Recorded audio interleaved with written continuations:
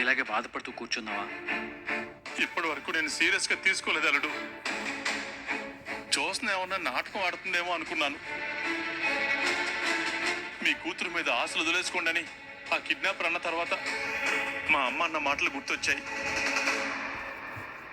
పురుట్లోనే నీ కూతురు చచ్చిపోయిందిరా అని మా అమ్మ నాతో చెప్పింది. నా కూతురు బ్రతికే ఉందని నాకు తెలుసు. అయినా ఆ రోజు నేను భయపడ్డాను. ఎందుకంటే నా కూతురు నా కళ్ళ ముందే ఉన్నా తండ్రిని కాలేను కదా. ఈ రోజు అది నిజంగానే చచ్చిపోతుందేమోనని భయం వేస్తుంది అల్లుడు. జోస్నకేం కాదు మావయ్య. ఏమైనా అయితే చచ్చిపోయిన మీ అత్త నన్ను క్షమించదరా? అనే అనే నా కూతుర్ని కాపాడన్నయ్యా. ఎరా, నీకే గాని దాని మీద నాకు ప్రేమ లేదనుకున్నావా? ఈ భుజాల మీద ఎత్తుకొని దాన్ని పెంచా. జ్యోత్స్న నీ కూతురని తెలిసిన తర్వాత కూడా ఇంతకు ముందున్న ప్రేమ కొంచెం కూడా తగ్గలేదు. నిజం తెలియక నా భార్య బయటికి ఏడుస్తుంటే నిజం తెలిసి కూడా నేను లోపలే ఏడుస్తున్నానురా. 30 కోట్లు కాదురా, నా యావదాస్తిని అడిగినా జ్యోత్స్న కోసం రాసిపోవడానికి నేను సిద్ధంగా ఉన్నాను. డబ్బుల ఏర్పాట్లు జరుగుతున్నాయి. వాడి నుంచి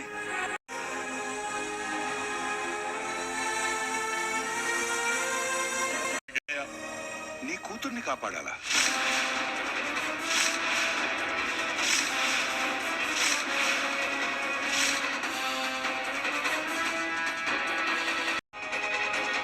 మావయ్య ఏదో బాధలో మాట్లాడుతుంటే నువ్వేంటి తాత ఇలా అడుగుతావు? అది కాదురా దాసు, నీ కూతుర్ని ఎలా అయినా కాపాడాలన్నయ్య అని ఏడుస్తున్నాడు. ఎందుకంటే తప్పు చేశానని తను బాధపడుతున్నాడు కాబట్టి. దాసేం తప్పు చేశాడు? పోలీసులకు చెప్తే జోస్నను చంపేస్తానని కిడ్నాపర్ చెప్పాడు కదా. అది తెలియక మావయ్య పోలీసులు తీసుకొచ్చాడు. అది ఆ కిడ్నాపర్కి తెలిసి నీ కూతురు మీద ఆశలు వదిలేసుకోండి అని చెప్పాడు. ఇదంతా జరగడానికి కారణం నేనే కదా అని దాస్ మావయ్య బాధ. దాసుకు భోజనం పెట్టు. మీరు నాకేం వద్దు కదరా. పురై నిజం చెప్పరా, అది నీ కూతురే కదా? నువ్వు నాతో అబద్ధం చెప్పావు కదా. నువ్వింతలా ఏడుస్తున్నావు అంటే జోస్న నీ కూతురే. ఏమ్మా?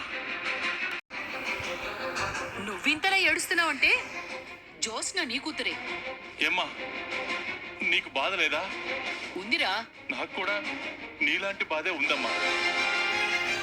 అన్నయ్య వదిన ఏడుస్తుంటే ఇది మన సమస్య కాదులే, మనకెందుకులే అని అనుకోగలనా? జోస్న అన్నయ్య కూతురమ్మా. అమ్మా, నువ్వే మేనేజ్ చేయరా. సరే, కూరగాయలు కొనడానికి వచ్చామని చెప్పు. సంజయ్ స్కూటీలో ఏయ్, ఎందుకు నన్ను ఇంత గట్టిగా కట్టమన్నావు? డ్రామా పండాలి కదా. ఆల్రెడీ మీ నాన్న డబ్బు తీసుకుని కారులో బయలుదేరాడు. అమౌంట్ ఇక్కడికి ఎలా వస్తుంది? దానికి వేరే వస్తుంది. దానికి వేరే ప్లాన్ ఉంది. నేను మా డాడీతో వెళ్ళిపోతే నా వాటా డబ్బు ఎలా తీసుకోవాలి? అరే, దానికి కూడా వేరే ప్లాన్ ఉందమ్మా. ఏంటది? నేనింకా ఆలోచించలేదు. అమౌంట్ తీసుకుని మా డాడీ బయలుదేరాడు. నువ్వు ఇంకా లొకేషన్ చెప్పలేదు. నీ దగ్గర ప్రాపర్ ప్లాన్ లేదు. ఎలా నువ్వు తప్పించుకుంటావో తెలీదు. నా మీద డౌట్ రాకుండా ఎలా తప్పిస్తావో తెలీదు. అది ఇప్పుడే ఓ జీవిత సత్యాన్ని తెలుసుకున్నాను.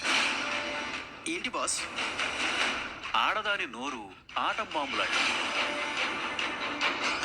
కాళ్ళు చేతులు కట్టేసున్నా నోటికి ప్లాస్టర్ వేయమంటారా బాస్? ప్లాస్టర్ వేడు కాదురా. పోయి బ్యాగ్ తీసుకురా.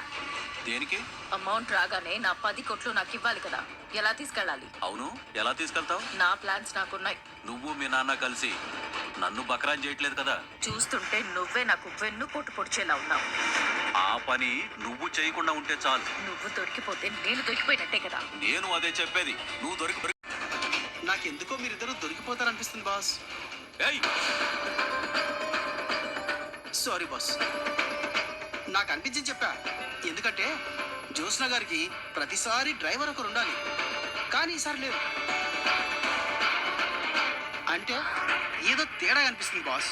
ఈసారి ఏదైనా తేడా జరగాలి, ముందు నిన్ను చంపుతారా? ముందు 3 నెలల జీతము ప్లస్ రాత్రి ఆపుతున్నాను. సార్ మా అన్నయ్య కారు పక్కకి కాపాడు సార్.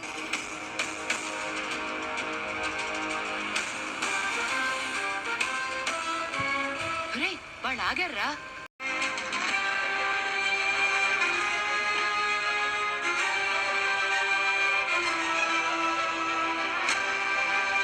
సార్ అన్నయ్య కారు దిగాడు. దిగాను. కారుకి దూరంగా వెళ్ళు. అలాగే. దూరంగా వచ్చావా? వచ్చాను. సార్ కారు వెళ్ళిపోతుంది.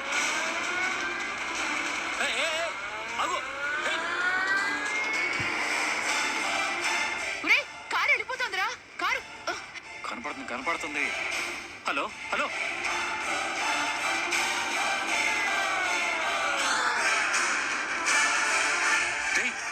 అన్నయ్య మీరెందుకు?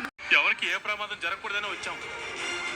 కిడ్నాపర్ మీతో ఏం మాట్లాడాడు? కారు దిగమన్నాడు, దూరంగా వెళ్ళమన్నాడు, కాల్ కూడా కట్ చేశాడు. జ్యోత్స్న గురించి ఏం చెప్పలేదు. కారు తీసుకెళ్లిపోయాడు. ఎవరొచ్చారో కూడా నేను చూడలేదు. పదండి.